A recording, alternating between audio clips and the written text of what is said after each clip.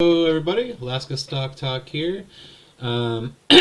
Quick disclaimer, I do own shares in Ocugen, so take anything I say with a grain of salt here. Please don't use this video for any advice to buy, sell, or hold this stock. It's just for purely entertainment and to make calls of where I think Ocugen might be going and kind of look back and see if I've been right or wrong. So that's what we're going to do today. We're going to go ahead and pull the chart up. Alright, so if you have been watching the last 2-3 videos, you would know that I have pretty much been able to call what was going to happen almost to a T, right? And that's kind of why TA, technical analysis, can be important, even if you're a long holder, because it can help you find places, areas to buy in. If you are dollar cost averaging, it can help you do that, which is what I did today. So yesterday I drew out the pennant that I saw there, and I said, you can go back and watch the video there, and I said, we're getting to the end of the pennant. I think we're going to have a breakout up or a break down. That's usually what happens. And unfortunately, we had a break down. But we, just like I thought would happen, right? We found support right there at the MA13. And we kind of whipped down and came back up to find support. And this is what I did today. I saw that we were breaking out this morning. Before I went to work, I saw that we were breaking out. So I said, all right, I know exactly what's going to happen. I put a buy order down here at 57 cents because I said, well, I know it usually wicks down beneath the 13. And that's exactly what it did. It picked up my buy, and then we went back up to, I think even after hours, I think we're actually back up to 60. Right around there, 59.60. So that's exactly why you would follow something like this, using TA, so you're not blind, right? You don't want them to fake you out like this. If you didn't watch these videos and you saw this drop like this, you'd be like, oh, you might be freaking out. You'd be like, here we go. We're making this huge drop, and we're just going to keep crashing, going all the way down, and they might fake you out and make you sell your shares, especially if you bought just the last 2 or 3 days because you saw this video or something, which hopefully you didn't do that, right? If you're watching my stuff and then you say, oh, he said it might go way up, I'm going to go buy, and then today happens and it goes way down. That's exactly why I say don't use this video as advice, because ultimately we don't know if it's going up or down, right? And I mentioned that in that last video. But we found support. I had my buy in here because I'm dollar cost averaging, and I'm not buying thousands of dollars a day, you guys. I'm just putting in chips here and there, right? I'm buying 150 shares, I'm buying 300 shares, I'm buying 150 shares, just whatever extra little cash I have to toss in there. When we're finding these support levels after going down, I'm throwing a little in, and that's just my strategy. You guys do whatever you want. So what I see happening next, that's a good question, right? What's going to happen next? I still think next week we're going to have the 50 crossing the 200, which is going to be pretty bullish, right? If that happens, hopefully we get another push up. And I do think it's possible that we see a push up tomorrow, right? Again, it could go either way. But one thing there's a couple things that are making me think that we might go up tomorrow. One of them is the Bollinger Bands. So let's go ahead and hide these, clean it up here a little bit. If I turn on the Bollinger Bands here, which if you're not familiar with those, the Bollinger Bands are They basically tell you if something is oversold or overbought, right? It gives you these signals. And the upper and lower, so you have the upper band, the mid band is called, and the lower band. The mid band is the 20 MA, right? The 20 SMA.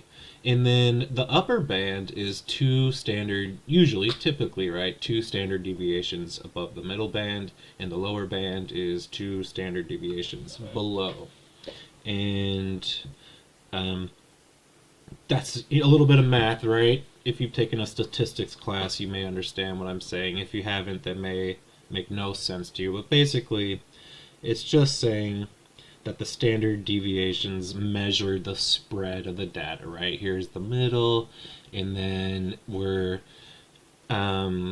studying, or we're looking at the data between, right, like +2 middle to -2, and we're looking at the spread of that data, and we're using that to see these signals if it's oversold or overbought. So the price, so basically when you see, right, this was super bullish, but it's not really that great for when you're looking at, when you're using the Bollinger Bands. Usually when you have, when they are ending the day and they're outside of the Bollinger Bands, that usually means it's going to come back down. But these were really strong days, right, in the market for small tech and for bios. So we kept pushing up. But then we had this massive candle here close outside of the Bollinger Band.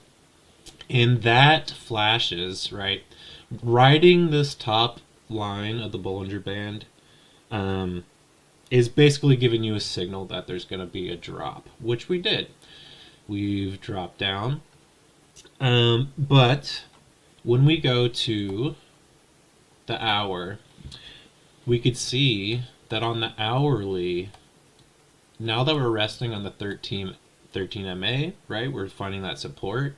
And on the hourly, we're actually bouncing off the bottom of the Bollinger Band now. So let's do this a little bit.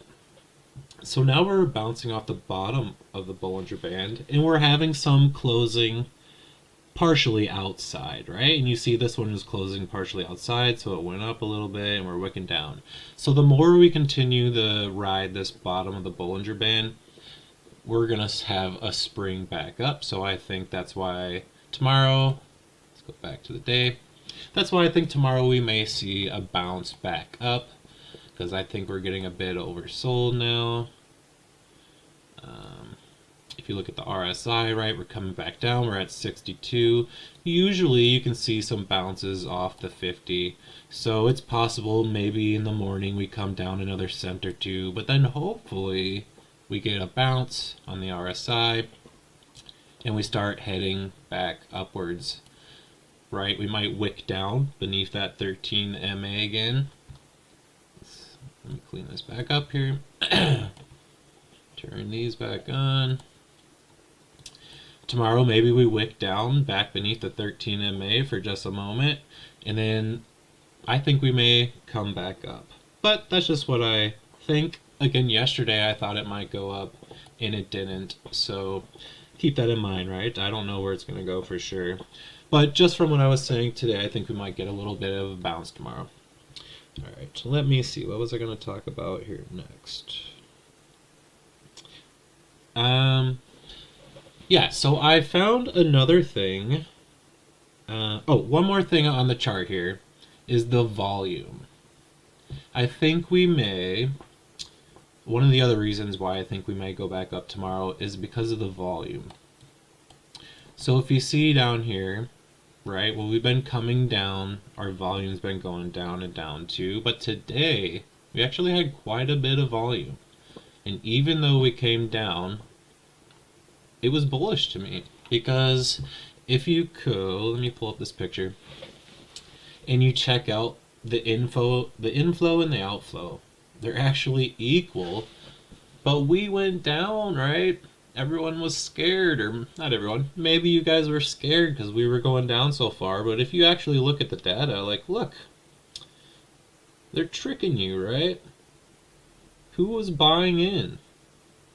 Corporations, companies, big, large purchases were buying in today, while some of you may have been selling in fear. Hopefully not, right? But that's why you need to check out all the data. Look around at these different things. Check the TA, looking at the volume. We had lots of large scale. We actually had more inflow than outflow today, even though we saw the price drop so much. Interesting, right? Ooh, it got really cold today in Alaska, so all right. Last thing I want to show you guys is I found something pretty interesting. What is this? Get out of here. This is an article I found. It's very recent, November 28th, 2023. Bharat Biotech signs MOU with University of Sydney to collaborate on vaccine research. So as you guys know or should know, Bharat Biotech is Ocugen's partner. We recently have the Ocugen India company there, so we're right next to Bharat Biotech and we're a part of them. And I don't think that this is the only reason that I don't think we only are partnering with these guys, Bharat Biotech, for the vaccine research, because I did a little bit of research of my own on these guys, and would you know it, they're actually really into cartilage and knees over in University of Sydney. They have a lot of articles talking about cartilage in knees and repairing and all that kind of stuff. So I think it's possible that this may be something that they start a trial on. NeoCart and Veri cart, we just found out today from Ghost. Maybe they are going to start that over in India, right? Because the University of Sydney is over there working with Bharat Biotech, and right around the same time, we have Ocugen has their own spot over there, right? And I think we may be working with these three. Maybe not. That's just something I found that was pretty interesting to me, that the University of Sydney is also into cartilage and knee repair and all that stuff, which we are also into at Ocugen. So, alright, that's all I'm going to show you guys today.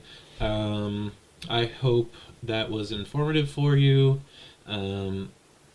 I'm a teacher actually, so that's why I like to teach you guys about the different ways to use the technical analysis and stuff like that, and probably why I enjoy making these videos, to help people out. So I hope that this video was helpful for any of you to kind of understand how to use TA and to not let yourself get so spooked out when the market is moving, because it's all about math and the algorithm, and I think it's going to end up in our favor here soon.